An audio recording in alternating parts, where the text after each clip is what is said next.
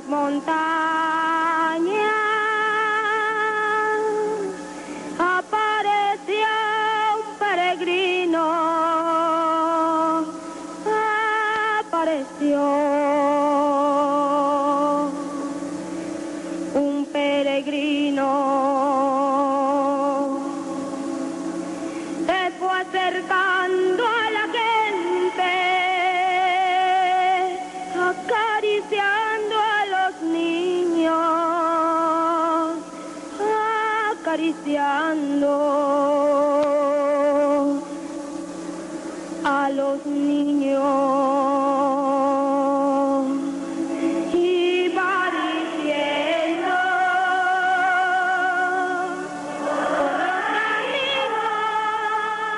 esta 21ª semana del tiempo ordinario.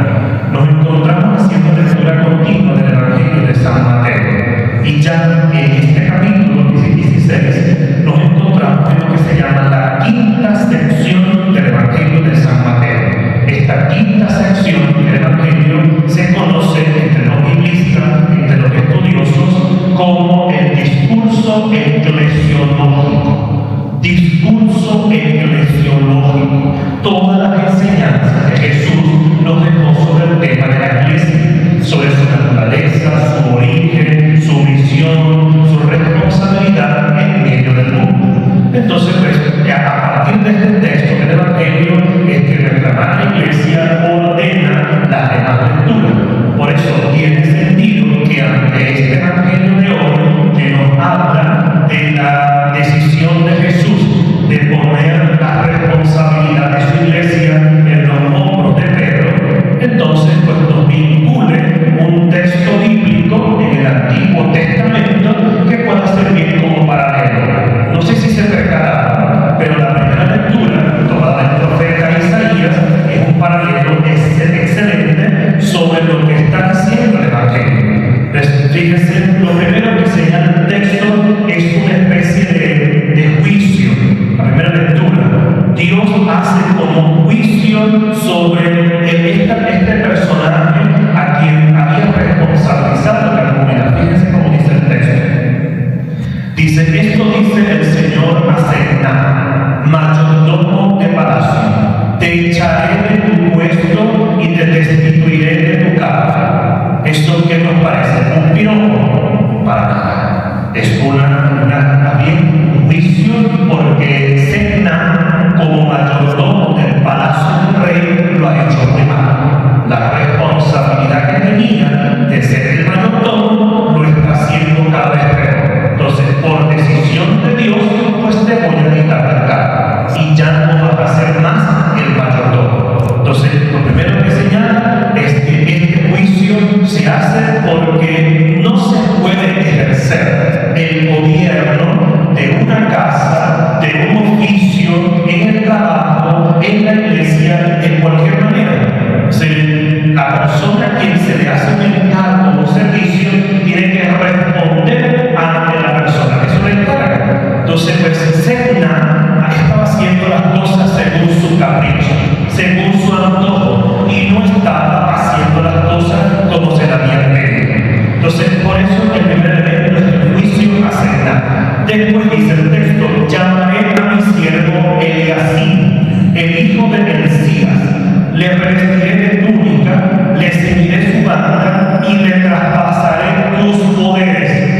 Es decir, que quito a Sedna y pongo a Eliacim, y lo voy a revestir a él de la misma autoridad que tenía Sedna, porque yo confío en que Eliacim lo va a hacer mejor, y le traspasaré a él toda la autoridad que tenías tú como mayordomo. Por lo tanto, pues quedas destituido. Y sigue diciendo, Eliacim será un padre para los habitantes de Jerusalén y para la casa de Judá. Pondré la llave del palacio de David sobre su hombro. Fíjense esto, cómo cambian las formas como Dios a través del profeta va señalando lo que quiere. O sea, el primero dice que Sedna era mayordomo de palacio, pero ahora cuando va a nombrar a Eliacim, le dice, él será un padre para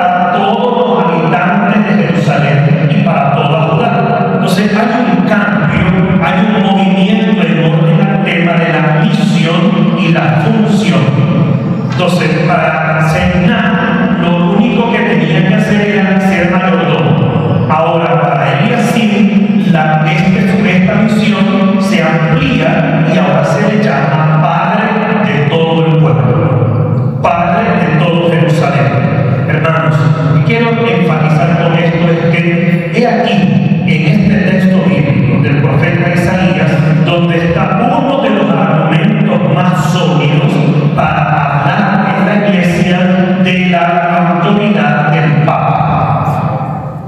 El Papa, ¿quién es? ¿Qué es el Papa en la Iglesia? Inclusive ese nombre de Papa, ¿de dónde viene? Precisamente aquel que es nombrado como el Gran Padre.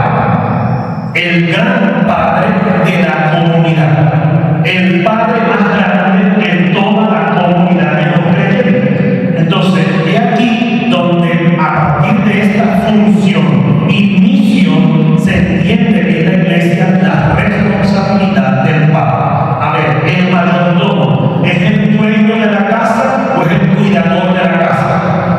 El cuidador, no es el dueño. Por lo tanto, es aquí en el texto donde se habla, el Papa pues no es un dueño, no es el dueño de la comunidad de los creyentes, es solo el cuidador de la casa, es quien tiene la llave, es el que cierra y es el que abre, es el primero que se levanta y es el último que se acuesta, porque tiene la responsabilidad más grande que todo en la casa. Entonces, es aquí donde está el vínculo entre primera lectura y el Santo Evangelio. No sé si lo captan, si lo notan, pero en el Evangelio también se habla, pues que Jesús hace esta misma responsabilidad sobre Pedro.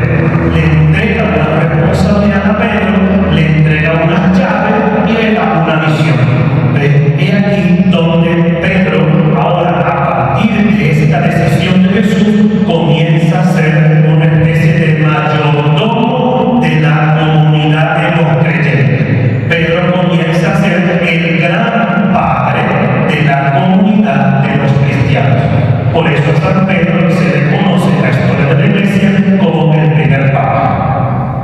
Entendido esto, tendríamos que decir también, bueno, pero entonces esta palabra de hoy, este evangelio, no es para todos nosotros, sino es solamente para el Papa, porque habla de la misión del Papa, de la función del Papa, y nosotros no somos papas, nosotros somos fieles, nosotros somos pues resto de la Iglesia. Sí es verdad y no es verdad. Eso es una media verdad. Pues sí, ciertamente este evangelio habla sobre la responsabilidad, sobre el primado del apóstol Pedro en medio de los 12 apóstoles. Pero por extensión y por comprensión del mismo texto, entendemos que como está este texto dentro de la sección de la dimensión eclesiológica, de la enseñanza eclesiológica de Jesucristo en el Evangelio de San Mateo, entonces no puede ser que solo sea una enseñanza para el Papa y nosotros ¿qué? A nosotros ¿qué nos dice el Evangelio? Como no somos Papa, entonces este Evangelio y esta página de la Biblia no tiene nada que ver con nosotros, no tiene ninguna cosa que decirnos a nosotros. Pues sí tiene, y muchísimo, y ya vamos entonces a ver de qué manera. Fíjese, en el Santo Evangelio, ya de manera mucho más directa, nos encontramos a Jesús haciendo una intencional pregunta a sus discípulos. Los lleva, dice que los saca donde estaba y se los lleva a una región, la región de Cesarea de Filipo. En esa ciudad había muchos templos paganos, muchos templos que se habían construido a los dioses paganos, a los dioses extranjeros, templos dedicados a divinidades que prometían prosperidad, que prometían placer y que prometían poder. Jesucristo, con toda intencionalidad, se lleva a sus discípulos a esa región para ayudarles a comprender exactamente una misión y una responsabilidad gigantesca que tienen ellos como discípulos, que tienen ellos que asumir, que no podemos poner nosotros nuestra fe y nuestra esperanza en bienes pasajeros, en que nuestra vida radica solamente en buscar poder, en buscar placer y en buscar riqueza, que nuestra vida tiene que apoyarse en algo más fuerte, más sólido, más firme, en algo más estable, porque el poder, el dinero y el placer son bienes efímeros, son bienes necesarios, pero que desaparecen, que no son permanentes, que no son duraderos. Pues hace eso apunta Jesús, quiere llevar a sus discípulos para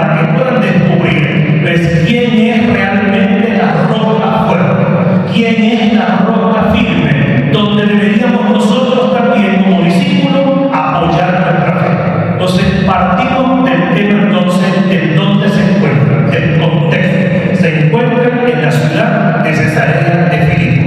Y aquí Jesús entonces hace dos preguntas importantísimas. La primera pregunta es: ¿qué dice la gente sobre el Hijo del Hombre? ¿Qué dice la gente sobre el Hijo del Hombre? ¿Quién es el Hijo del Hombre? Jesucristo, el mismo Jesucristo. ¿Por qué se llama a sí mismo el Hijo del Hombre? Porque es haciendo referencia a que Él es el nuevo Hijo del Hombre. Él es el nuevo Adán. Pues Adán ya ha cumplido su misión y lo ha hecho muy mal. Ahora, este Hijo del Hombre pues viene con una autoridad nueva y viene con una dimensión totalmente nueva. Él viene a ser una creación nueva. Con Jesucristo todo comienza de nuevo. Todo se está recapitulando porque Él viene a construir una humanidad de hombres nuevos. Hombres que nacen de nuevo.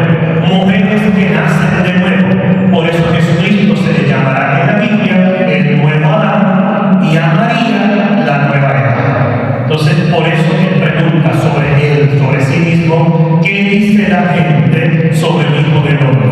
Y rápidamente dice el texto, no señala quién respondió, solo dice: le dijeron, le contestaron lo que se decía allí en la comunidad, lo que se rumoraba en la comunidad y en las redes sociales. En el Facebook se corría la voz haciendo alguna referencia sobre Jesús. ¿Qué decía la comunidad sobre Jesús? ¿Qué entendía la comunidad sobre la identidad del Hijo del Hombre? Dice, bueno, unos dicen que eres Juan el Bautista, otros dicen que eres Elías, otros dicen que eres Jeremías, otros dicen que eres alguno de los profetas.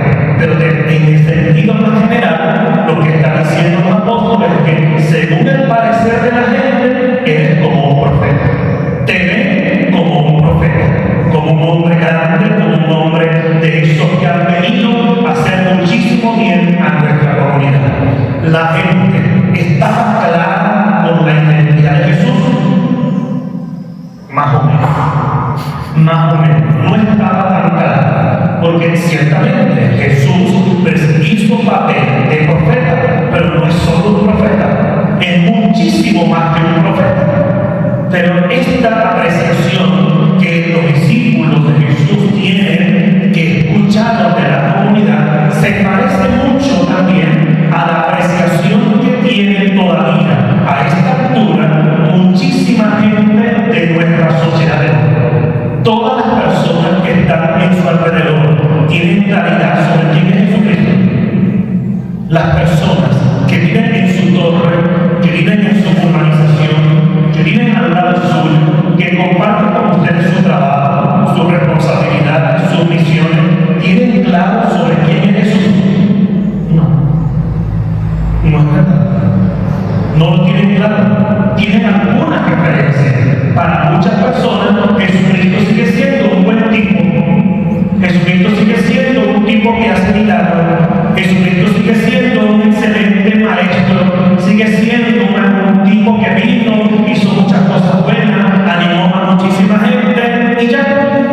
Jesucristo es para muchas personas un milagrero. Jesucristo para muchas personas es un tapaturgo. Jesucristo y le preguntamos, para los políticos, ¿cómo entienden los políticos a Jesucristo?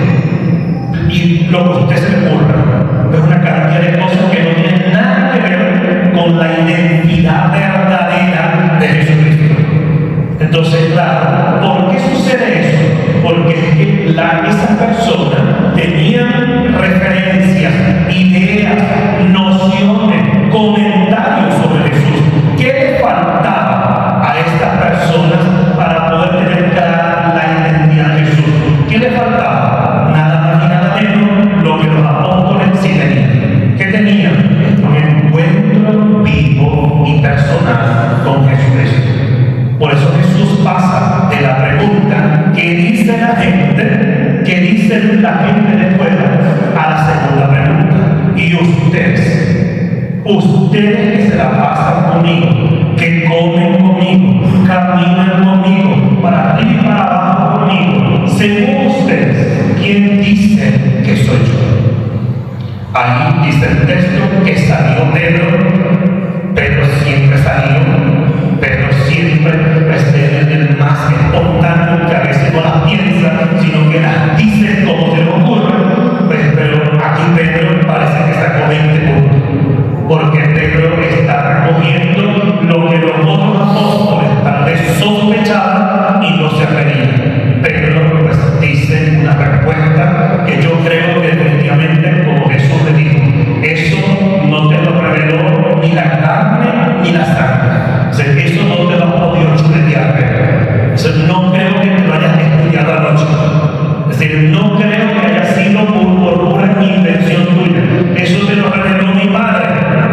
Mi Padre te lo ha revelado. Pues, ¿qué es lo que ha dicho Pedro? Pedro ha dado una respuesta teológicamente de las más altas que hay en la Biblia. Le dijo Pedro a Jesús: tú eres el Mesías, el Hijo del Dios vivo. Punto. Y todo el mundo se quedó de todas las alrededor de ahí. Yo no estaba ahí. Me imagino que queda boca abierta con la respuesta que Pedro dijo. Es decir, chao.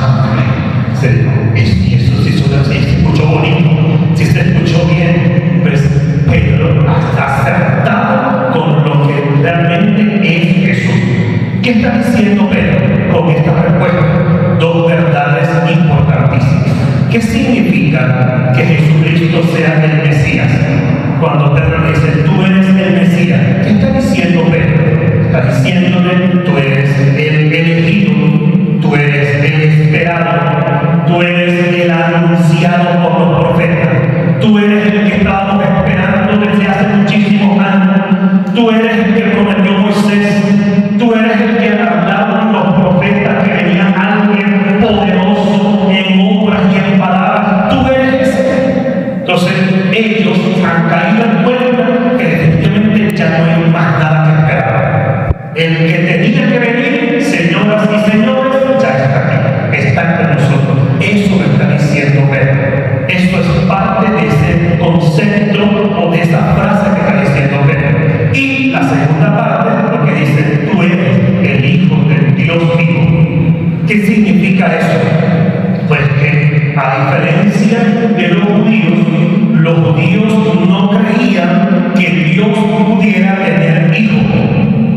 Pues lo que está diciendo Pedro es una cosa contracultural. Está diciendo, señoras y señores, Dios tiene un hijo y su hijo único es este que se nos presenta. Es Jesucristo, el Hijo de Dios. Y nadie conoce mejor al Padre que su Hijo. Y nadie conoce mejor al Hijo que su Padre. Lo dirá Jesucristo también en el Evangelio de San Mateo. Por lo tanto, pues, señoras y señores, Jesucristo es el Hijo eterno, el Hijo amado, el que tenía que venir. Si Dios entonces en la Biblia se entiende como amor, Jesucristo es el reflejo perfecto del amor de Dios. Lo que Dios es realmente como persona, lo que Dios es como Dios, está ahora reflejado en cada gesto, en cada palabra, en cada signo que Jesucristo manifestaba en medio de los demás. Por lo tanto, queríamos conocer a Dios, queríamos acercarnos a Dios, queríamos poder ver a Dios. Ahora frente a nosotros lo tenemos. Es Jesucristo hecho persona. Es el amor de Dios encarnado entre nosotros. Por eso no tiene sentido que nosotros a esta altura seguimos esperando a alguien que nos ame, esperando a alguien que nos quiera. No tiene sentido que nosotros todavía andemos por la vida mendigando amor, mendigando afecto, mendigando cariño. ¿Acaso, aparte del amor de Dios, esperas algo más? ¿Esperas un amor superior? ¿Acaso, más allá de lo que ha hecho Dios por nosotros, de lo que ha hecho Jesucristo por ti, por mí, de la entrega que ha hecho, de la forma total como se ha entregado por nosotros, esperamos que alguien lo haga mejor? ¿A quién esperas? ¿A quién esperas que lo pueda hacer mejor? ¿Quién tú crees que te puede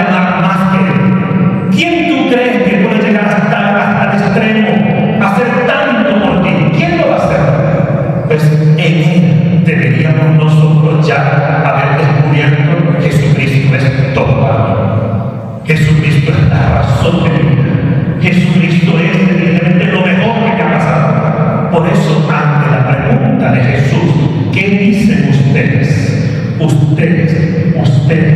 ¿Qué dicen ustedes que soy yo?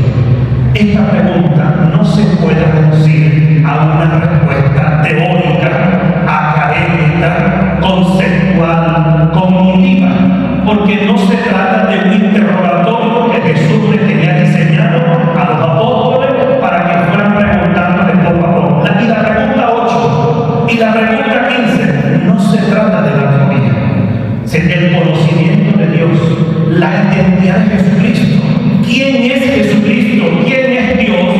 No se puede responder de manera teórica, porque Dios no es una teoría, porque Cristo no es un concepto, porque Cristo no es un código moral, porque Jesucristo es una persona, Jesucristo es un ángel. Por lo tanto, ¿cómo responder nosotros, cristianos del siglo XXI, cómo responder a esta pregunta? Si yo te pregunto a ti, Carlos, María, Josefina, ¿quién es Jesucristo para ti? Según tú, ¿quién es Jesucristo? No me puedes responder con un concepto. No puedes responder de cualquier manera, porque sería lo mismo que yo te preguntara, ¿quién es tu madre para ti? ¿Quién es tu madre para ti? Usted no respondería, es la progenitora que te trajo a este mundo. Usted no respondería conceptualmente. Usted respondería a partir de la experiencia que tiene. Mi madre es lo mejor que me ha pasado en mi vida. Mi madre es el regalo de Dios en mi vida. Mi padre es mi referente moral. Mi padre es, qué sé yo, cada uno a partir de la experiencia que tiene con esa persona, padre, madre, hijo, cada uno a partir de la experiencia. Por eso digo entonces, Dios, ante esta pregunta, no podemos nosotros responder con una respuesta teórica. No es un concepto. Dios es una experiencia. Dios es, y lo vamos a poder nosotros decir mejor que con las palabras con nuestra propia vida. ¿Quién es Jesucristo en tu vida? El que te salva el matrimonio, Padre. Porque mi matrimonio estaba vuelto chicha. Cristo salvó mi matrimonio. Cristo llegó a mi vida y trajo vida nueva a mi matrimonio. Estaba acabado. Y Él trajo vida nueva a mi matrimonio. Cristo entonces es salvador del matrimonio. Cristo trajo salud a mi vida. Cuando yo estaba mal, cuando yo estaba enfermo, cuando yo estaba triste, cuando yo estaba vacío, sin sentido, sin propósito, Cristo llegó a mi vida. Cristo entonces es eso para mí. Cristo es la mejor experiencia de Dios que yo tengo en mi historia. ¿Y quién va a decirle que no? Si lo viví en carne viva, carne propia. Por eso Jesucristo no se puede reducir a un concepto. Quien todavía no ha experimentado a Dios en su vida, a Cristo en su vida, Cristo será una teoría. Cristo será pues, un concepto. Hasta que no lo experimentamos, hasta que no nos sentimos en la carne de nuestra propia historia, no entenderemos quién es Dios. No podremos responder a esta pregunta con una teoría. Es necesario que hagas experiencia. Por eso, nuestro querido Papa de feliz memoria, Benedicto XVI, llegó a decir: ser cristiano no es tener un código moral en la cabeza, no es tener una teoría religiosa en la cabeza. Ser cristiano no significa aprenderse el catecismo y grabarse la Biblia. Ser cristiano significa pues que usted ha tenido un encuentro vivo y personal con Jesucristo. Quien se encontró con Jesucristo ya ha entendido qué significa ser cristiano. Ya está en la ruta para comprender qué significa ser cristiano, pero tampoco se reduce a ese nivel de encuentro, porque puede ser muchas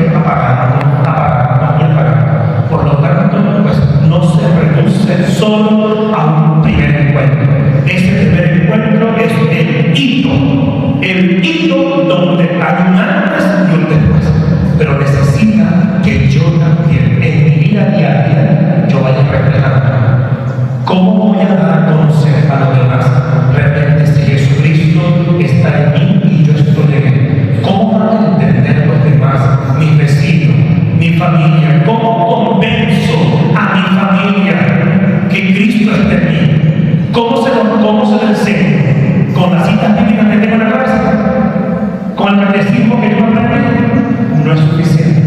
Mi familia, mi compañero de trabajo, mi entorno familiar, todo necesita que yo refleje a Jesucristo. ¿Cómo? Con mis obras. Son mis obras. Es el testimonio diario que yo doy en el trabajo, en la calle, en la casa, en la familia. Es lo que va a decir si realmente yo me encontré o no con Jesucristo. Si yo conozco a Jesucristo o no. Hermanos, podemos llegar a ser sacerdotes inclusive. Podemos llegar a ser obispos y no haber tenido nunca un encuentro vivo y personal con Jesucristo. No se trata solo de que yo fui a misa. No se trata solo de que yo hice la comunión. Yo hice la confirmación. Yo me casé con la iglesia. Si eso no se denota, si eso no se refleja, si no amas como Jesucristo, si no eres capaz de perdonar como Jesucristo, si no eres capaz de vivir haciendo reflejo de esto que Él es, todavía no somos cristianos. Estamos en camino.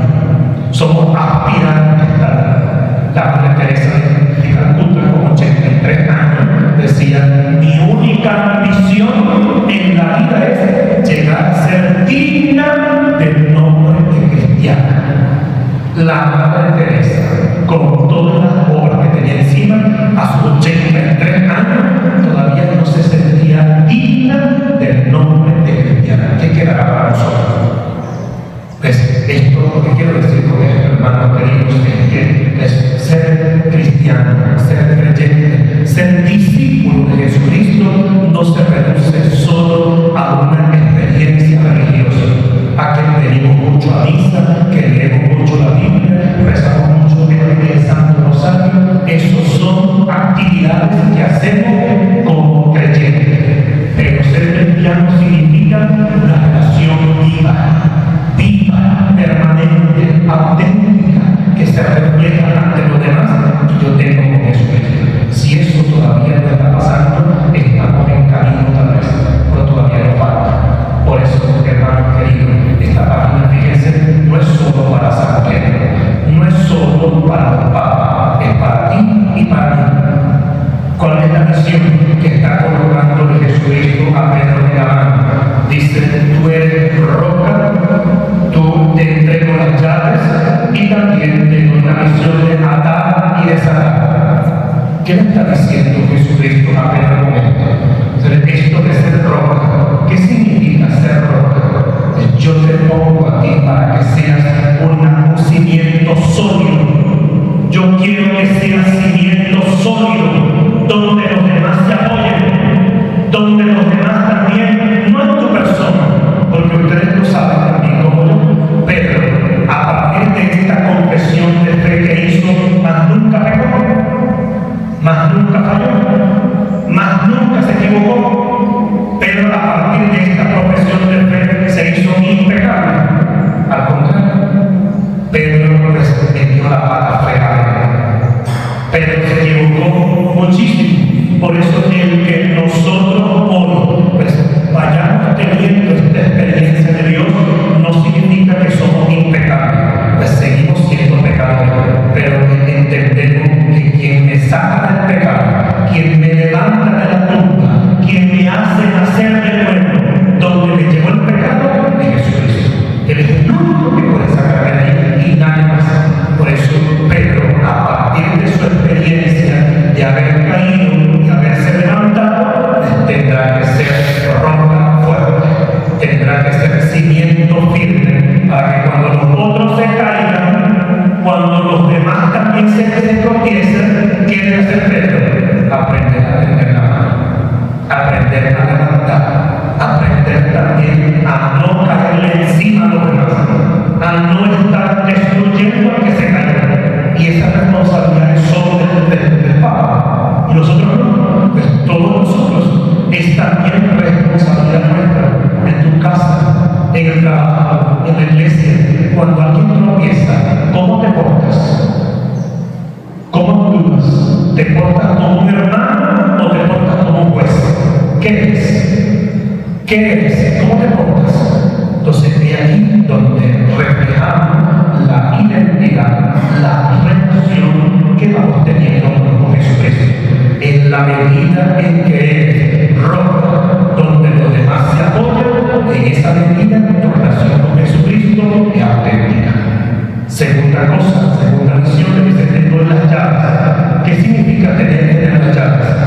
Pues significa que eres la persona que tiene la posibilidad para abrir, que de ti se espera que no cierres los caminos. Hay gente en la iglesia que tiene la misión de ser dificultadores. Dificultadores. En la iglesia y en el trabajo, en la casa también local. Yo soy el número 20 de 32 hermanos. Y les puedo decir que hasta en mi casa hay gente dificultadora. Que en vez de ser facilitadores, somos dificultadores. Que ponemos muros, ponemos obstáculos, en vez de abrir caminos, abrir las brechas, romper los muros para que pase todo el que quiera acercarse a Dios. Nos toca a nosotros abrir camino para que mucha gente se acerque a Dios, para que mucha gente conozca y tenga esta experiencia transformadora de vida que es Jesucristo. Y en tercer lugar, y con esto termino, disculpen la cadena, con esto termino, pues, el tema de atar y desatar. Pues, a ti te conviene, te doy las llaves para que ates y desates. ¿Qué significa esto de atar y desatar desde el punto de vista eclesial, desde el punto de vista comunitario?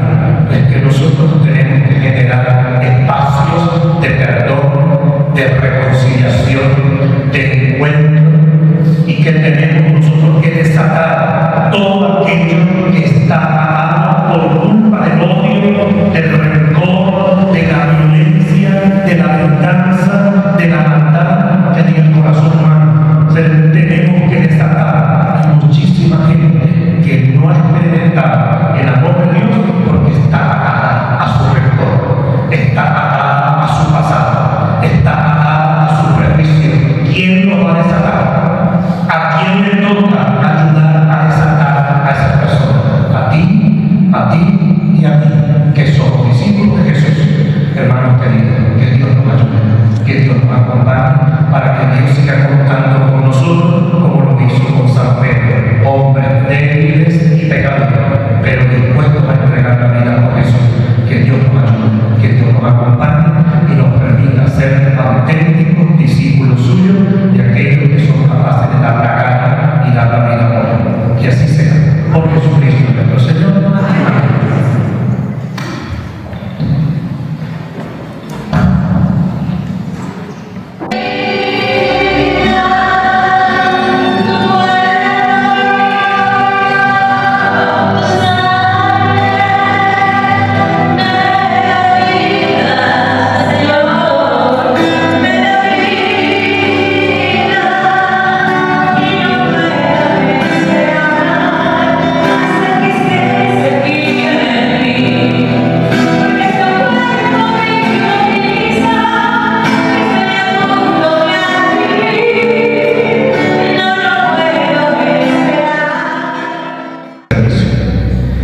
Una vez más, agradecerle al Padre Douglas y a la comunidad parroquial, a la comunidad que se reúne aquí, por la recepción, por el cariño y por estar compartiendo la Santa Misa conmigo.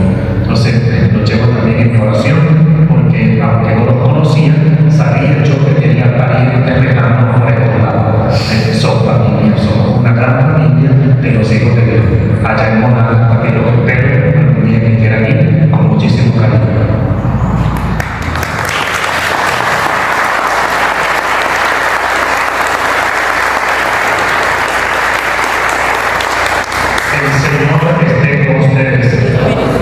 Y la bendición del Dios Todopoderoso, que es Padre, Hijo y Espíritu Santo, descienda sobre cada uno y los acompañe siempre, con alegría de haber estado con Jesucristo alimentando nuestra vida